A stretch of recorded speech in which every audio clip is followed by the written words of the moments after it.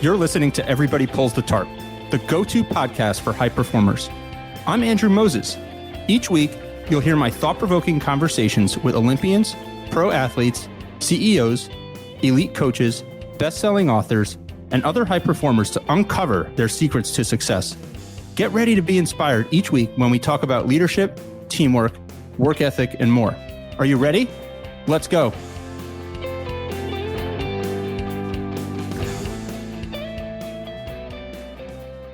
All right, friends, I've got a very special guest today, the author of one of my favorite reads, The Almanac of Naval Ravikant, Eric Jorgenson. Welcome to Everybody Pulls the Tarp, Eric, the author of an Amazon #1 bestseller, and honestly, one of my favorite all-time reads. I said one of my favorite reads of the last year just because I read it sometime, the last year.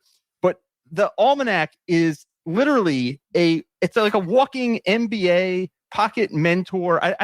I don't even have the words to describe it. It's one of my favorite reads, one of the most dense and rich, full of content books that you could ever find.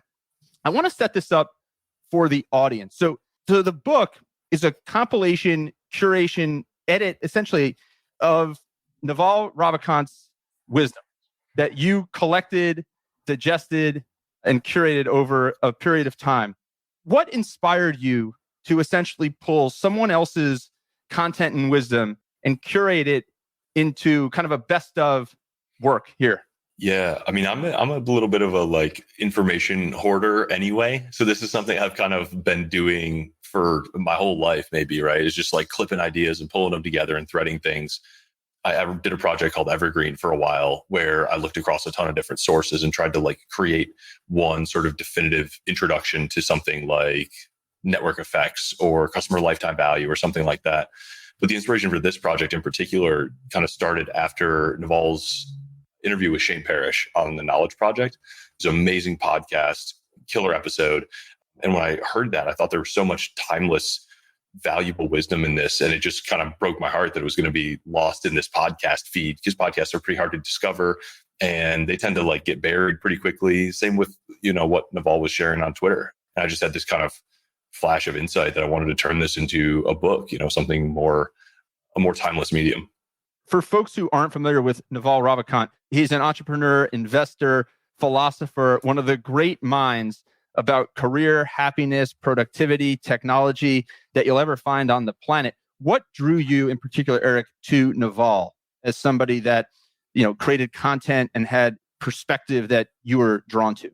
Yeah, I've kind of always been entrepreneurial and always been interested in technology. And so, from even when I was in school, I was trying to figure out how to learn about Silicon Valley and how to get out there. And, people who I trusted to kind of light the way said, you got to read everything that Nivi and Naval are writing on venture hacks, and you got to read everything Paul Graham has written. And that will be your cultural introduction to what's going on in Silicon Valley and help you kind of get your head in the game there. So I've followed Naval for years and years before he kind of had this Twitter fame and started doing these podcasts, but I've learned a lot from him over the years. I want to get into a lot of things with you, Eric, over the next little bit. I want to get into your process for curating this content. Sure. But first, I want to talk about something that, I think many people who have read the book understand, but for the general public, it's something pretty different. So physical copies of the book are available on Amazon, but anybody can download the entire book in PDF format from your website. What drove that decision? Because that's pretty unique, I would say. Yeah, I mean, that was something that Naval wanted this project to have from the very beginning. It's you can do whatever you want with my content, and I'm happy to have it kind of curated and take new form.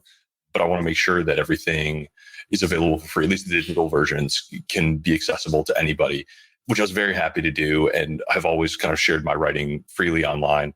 I wasn't sure what to do with this book, and that kind of made that decision easy. But once we released it, I started to see kind of the power of that and the importance of it, especially for people outside of, North America or, UK or Australia or whatever. There's people who can't get access to the Kindle store at all. And so there's all this valuable information just kind of locked in these books that's just for whatever kind of arbitrary reason, inaccessible in some countries, whether it's economically or just logistically inaccessible. And so just putting it on a website, and I think a ton of books are going to start doing this in the future. There's so much benefit to it, and it's so easy to see those things get shared more and more. And get read by more people. And we're just trying to get these ideas out there and help people kind of find their way in life with them. It's something that I got so much good feedback and good vibes from. I don't know. It was rewarding to have done it. Well, it's super special to have done it. I mean, this show is called Everybody Pulls the Tarp. It's based on a philosophy that I have, that great teams, great organizations, great communities are powered by individuals who do unexpected things. And publishing a book, putting in the time and energy and work that you put into it, and making it available to anyone who can download the PDF for free is certainly an unexpected contribution to society. So you should be commended for that. Naval should be commended for that. Besides that kind of parameter where Naval said, Eric, if you're going to do this, it has to be in some capacity available to the world for free and highly accessible. When you presented this, let's actually take a step back. How did you bring this idea to him? What was that? What was that like? I literally just tweeted. It wasn't even particularly at him. I just tweeted a joke and was like, hey, should I put together a book based on all of the stuff that Naval has shared? And I think I had a dumb pun title for it, like the Book of Knowledge, or Knowledge and Wisdom, or something like that. And just tweeted this one night, and to my then not very big at all following, and woke up to find that Naval had retweeted it. 5,000 people answered this poll and were like, yeah, go ahead, definitely do it. We want this, please. And so I was committed not only to these, few thousand people who had seen this idea and supported it, but, Naval, who had retweeted it and said, I'm happy to provide any materials you want, happy to support. And I just kind of took it from there. I was like, all right, I guess this thing is real. Here we go. So accidental, product validation. Well, and no better way to drive accountability than have, 5,000, 10,000 people counting on you, right? I mean, back in November, I had a COVID positive test and I had mild symptoms, and the doctor told me to rest for a while. And then I was ready to get back on the Peloton bike. And I was kind of dragging my feet for a few days. I'm kind of out of my routine. So what I did was I put up on Instagram, which class should I take? I gave a choice of 2 instructors, and people, voted. And then the next day, when I was thinking about not going on the Peloton, I kind of felt like I'm going to let all these people down who yesterday spent 3 seconds voting on which class I should take. So I did it. But you took kind of this social media pressure and wrote a book.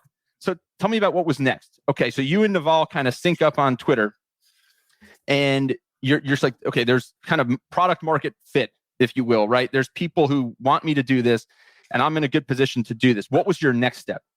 I mean, yeah, it was really just started information gathering, right? Naval gave me an export of all of his tweets.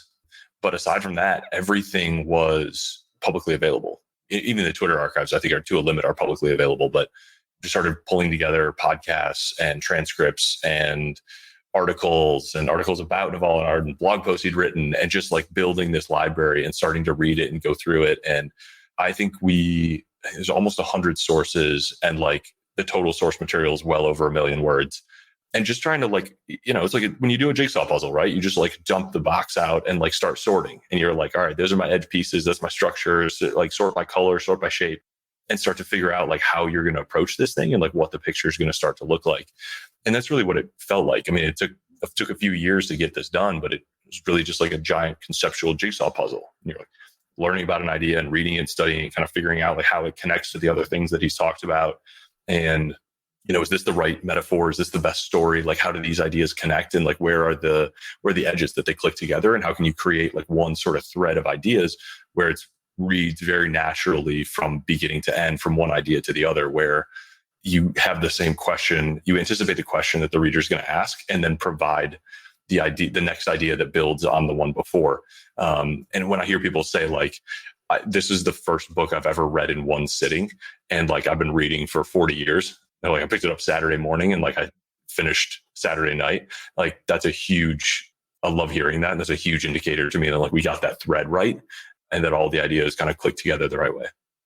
I mean, Eric, I read it in 2 sittings. I started late in the evening. I started late in the evening on a Saturday night, and I finished it on Sunday night. And I've got little kids, and I've got a busy work schedule and a busy recording schedule here. So that I don't think I've ever finished a book in 2 sittings. And if I had started earlier on Saturday, I would have. It flows so naturally, just like you described there. And you and I have talked about this. So I have this kind of archaic reading, note-taking style. So I read a book, I'll go through it with a pen and like a highlighter. My wife will make fun of me. Friends, if we're on like a vacation, will make fun of me. Like, what are you doing with the pen and the highlighter? But I learn best if I underline, make notes in the margins, maybe highlight some things, and then come back to it. So I read a book, I make the notes, then I let it sit for a couple weeks and I come back to it. So let's say in the average book, I've highlighted or underlined 20 things. So then I take the 20 things. Some of them aren't as relevant to me anymore. Mm-hmm. So maybe I have 7 or 8 that are really kind of, powerful things that I want to remember. I put them on an index card, I categorize it, and then I put it away in a box. And then I use that to kind of, drive some of my thinking as I go on. I'm just going to put this book, Eric, in the box because the whole thing is underlined. I mean, it's literally a natural kind of just conversation of golden wisdom. So you did a fantastic job curating. I'm curious, so you're kind of putting this puzzle together. Was it, were you doing it in notebooks? Were you doing it kind of were there apps that you were using? How are you organizing all of this over a horizon of a couple of years? Yeah, I'm not like super fancy with the tools. It's almost all done in Google Docs. I mean, maybe the trick, if there is one, is just that I have a big monitor and I can like put 2 docs next to each other because it makes it easier to kind of like scan and compare and have like the puzzle and a puzzle piece to kind of go back and forth between. But it's really, I think it's just a process of patience and like letting the dust settle and letting yourself kind of giving yourself space to like go over the thing many, many, many times. Something I kind of learned in this that I like to tell myself now when I work on other projects is like craftsmanship means there's no deadline. Like I gave myself as much time as I needed to do something that I thought was going to be an incredible final product. And whether that took, 1 year and 2 iterations or 3 years and 8 iterations, it was going to take the time it took. So craftsmanship, I want to make sure that's a fantastic perspective there. So craftsmanship really has no timeline or no deadline as you put it. But how do you balance the kind of like paralysis analysis that some people face, right? There's people who struggle to get started. There's people that struggle to finish. How do you find that balance? Yeah. There's a similar kind of creative thing that I had to work through, that there's struggles that just have to be like pushed through, and there's struggles that just have to be left alone. And there's some kind of creative work where the best thing that you can do is just give it space. You just have to put it on a shelf and go away for 2 or 3 weeks and come back and like see it with fresh eyes. And the work that the piece of the process that you're in is that the dust has to settle. And no activity is going to make the dust settle faster. You just have to leave it alone and go do something else. Go to the gym, go on vacation, read another book, like whatever. There's stuff that has to be powered through. That's true. And learning to tell which step of the process you're in is a really, really helpful kind of way it avoids that frustration of like hitting your head against something that is only making it worse, and learning when to just go walk away. Was that something that you just continue to learn over time as a creator, builder, writer? Yeah, I think so. This was the blog that I had done before was always really deadline driven. And it was like, I'm going to publish every Sunday night, no matter what. And even if I think it's a 4 out of 10, like I'm going to publish it. And that's a different kind of discipline, and you learn a different set of lessons. But this book, I mean, books in general, I think are really like, doesn't really matter when you publish it. If it's truly evergreen, you want it to be incredibly good because you don't get to iterate on it, at least not a published physical book like this. Once it's done, it's done. It's locked, it's page designed, it's layout, it's logo, it's shipped. And that all takes time to kind of go through the process. The interesting thing about it, and again, for our listeners and viewers, we're talking to Eric Jorgenson, the best-selling author of the Almanac of Naval Ravikant, one of my favorite reads. It's chock filled with wisdom, and as I stated earlier, underline. It's practical. It used 2 pens of underlining and a couple highlighters. But one of the things I think that's really cool about it, at least was one of my observations, and I'm curious if this was something that you were working towards, Eric. It's so evergreen that I think I could bury this book in a ditch, put a stone over it, and tell like my great-great-grandchild to go dig it up in 100 years, and it would still have as much relevance then as it does today. Was that something that you were going for? Have people told you that before? Yeah, and I hope that that's a test that it passes. Only time will tell. But I definitely hope that's a pass that we get a pass on that. That is like, there's a whole edit around passing the evergreen test, basically. So it took me, there was a little while where I wasn't sure whether that was going to be the right move. And then there were whole sections, there's a whole section published about like education, and it just wasn't quite evergreen enough. to like get published in the final version. And so I published on the website, but it talks about like where we are now in education and what might come in the future, but that might be outdated in 10 or 20 years.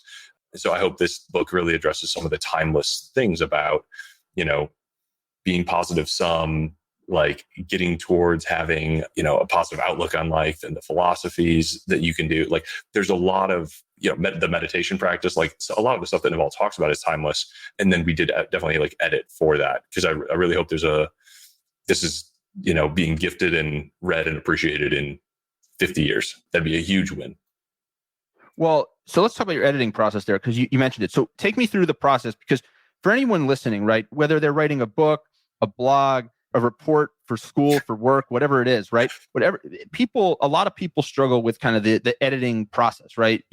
I like to think of it as a funnel, and you're kind of just working your way down to kind of the best of the best. What was your editing process? Was it all you? Were there folks that kind of surrounded you and provided input? What was that like?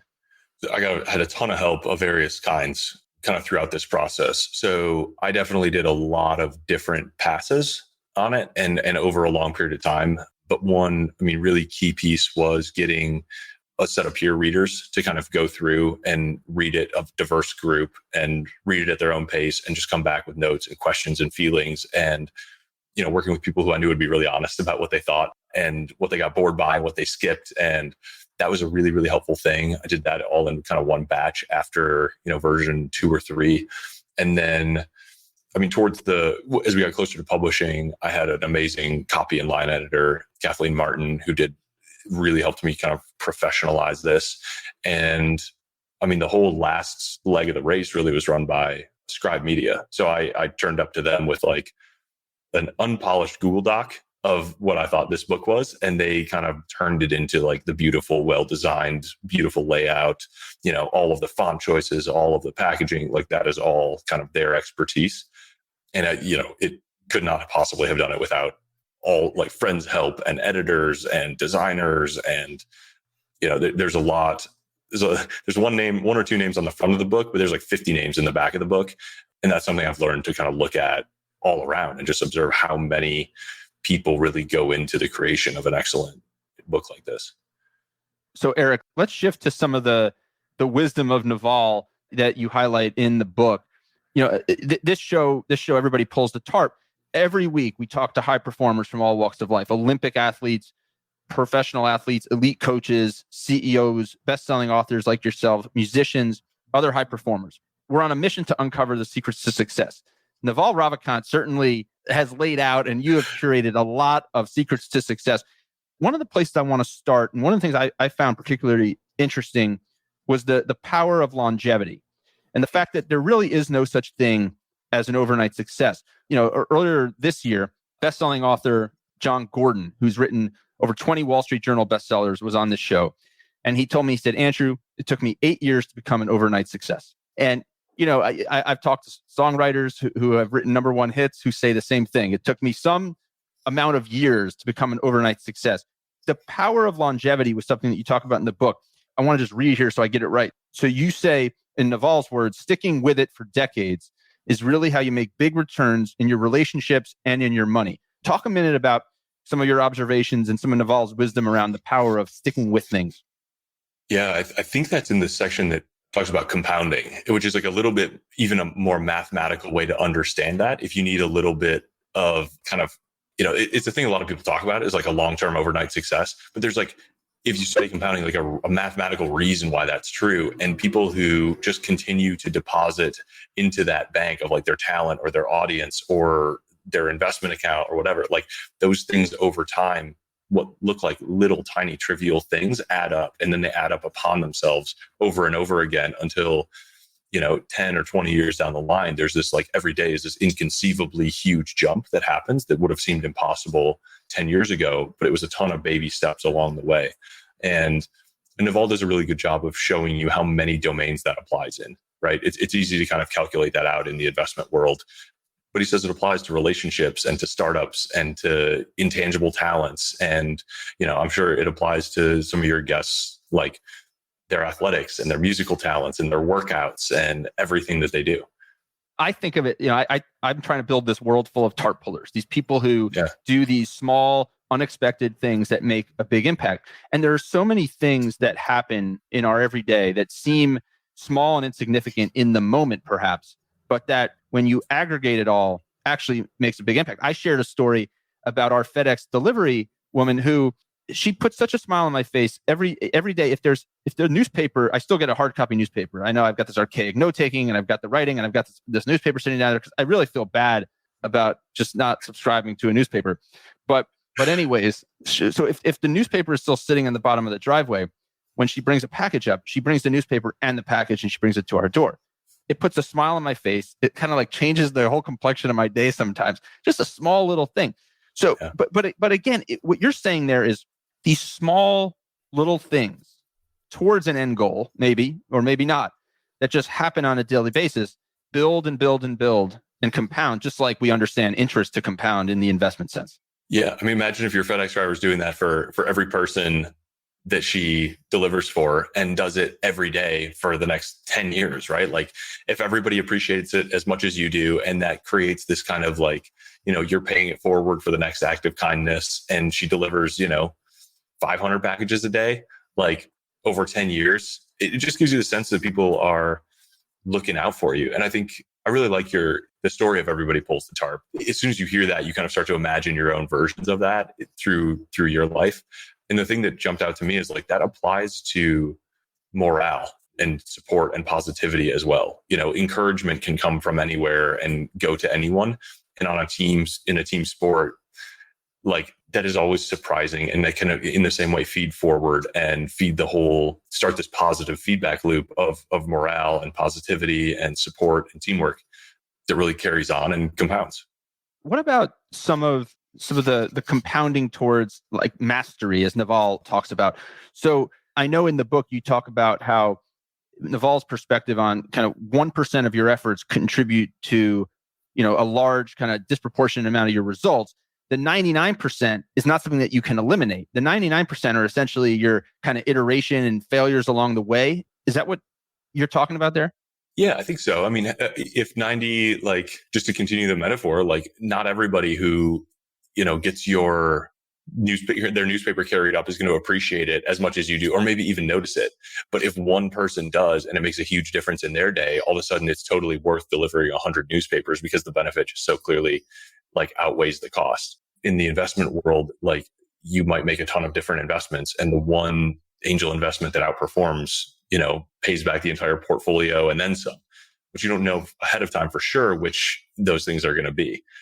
So yeah, I think that applies in a ton of different domains, and it doesn't excuse you knowing that 1% of the result or 100% of the result comes from 1% of the effort. Doesn't excuse you from doing the other 99%, but it does help you focus on doing the right things, the things that are more likely to be in that 1%, and to be damn sure that, you swing hard when you think you might be swinging at that 1% kind of effort. Well, and I also think it helps you keep perspective when you seemingly are failing, when things aren't going well, right? Because it puts into perspective the fact that everything I'm doing towards whatever goal I'm striving towards is part of the process. There's a million drafts to a blog post, as you work towards those deadlines for Evergreen, right? But it's all part of your process. Naval, you talk about, Naval says, and you mentioned in the book, wealth and success is rarely a single payout. It's not one big game, one big year. It stacks up a little bit, a few chips at a time. Talk about that for a minute.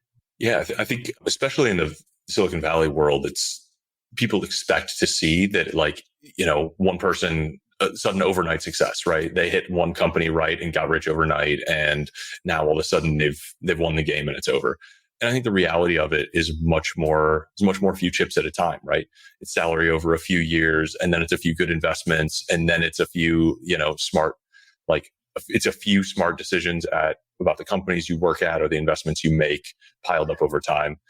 I mean, the people who tend to win one big thing, even aren't necessarily the ones we admire or look up to. Like, I feel like most of my heroes, at least, are the people who have won multiple times in multiple different games. Like Elon Musk is incredible because he started multiple companies. Like Warren Buffett could have made a ton of money on one investment, but it's not nearly as incredible as a 60-year track record of very, very consistent compounding. And so I think the not only is it the truth of it that helps you stay focused on showing up every day, putting in the work, not knowing whether the work that you do today is going to be the 1% or the 99%, but knowing that every few chips are going to help and you're heading in the right direction over the long term. Sticking with some of these themes, Eric, before we let you go in a few minutes, I know you've got a busy day here. I want to talk about one or two more areas I think that particularly struck me. I could go on all day, as you know, with some of this. Again, this show's about TARP, that everybody pulls the TARP mantra is about doing the unexpected, doing things for others. I always say one of my philosophies that I've held in my career and in my life is being a net giver. I want to have, if I'm keeping, track, right? I want to give way more than I receive. And in the book, you share some wisdom from Naval where he says, figure out what you're good at and start helping other people with it. Give it away, pay it forward. So you've kind of taken that lesson a little bit to heart. You've made this book available to everybody as a resource. Talk about that, kind of this theory of net giving. Why does Naval think paying it forward is so critical to success? It's an interesting kind of part of the Silicon Valley culture, but it's also a really important way to build credibility, build reputation, build relationships. When you find out what you're good at and you give it away to people, like now all of those people, know that you're good at the thing. You've demonstrated it. They remember that you're great at it. They'll keep you in mind for future opportunities. They feel compelled to support you in the way that you supported them. There's a lot of good to be done with it. And even if, just believing in that karma bank, right? Like good things are going to come back around. And if you've been a part of a community where people are openly just generous with each other, like that feels amazing. And, most of us who have been a part of that are constantly trying to work to expand that or recreate that or continue to grow the pie, right? For everybody. I think Naval explicitly says, like, don't keep track. If you keep track, it starts a clock in your head and all of a sudden you're getting impatient to get paid back the way you perceive it. And if you just give with no expectation of return, you have no moment of impatience or lack of peace or expectation. Like those expectations are just going to come back to haunt you if they're, not met or exceeded. So give up on the expectation, like give and feel good about giving, and maybe it'll come back and maybe it won't. But I think on average over a life, if you just keep giving, you can feel good about giving and be surprised and delighted by what you get back. So Eric, being surprised and delighted by what you give back, that kind of leads us to happiness. On the back of the book, this beautiful design, as you referred to here, it says happiness is not just a trait we are born with. One of the questions I ask a lot of guests on this show is about work ethic. And is work ethic something that you're born with or that you develop over time? You says here, happiness is not just a trait we are born with. How, based on all your collecting and curating of Naval's wisdom, what's one or two tips that you could leave the audience with in terms of how to create a happier existence? I mean, the book has probably 100 individual, everything from very high level kind of strategy philosophy things to kind of very tactical tips for increasing happiness.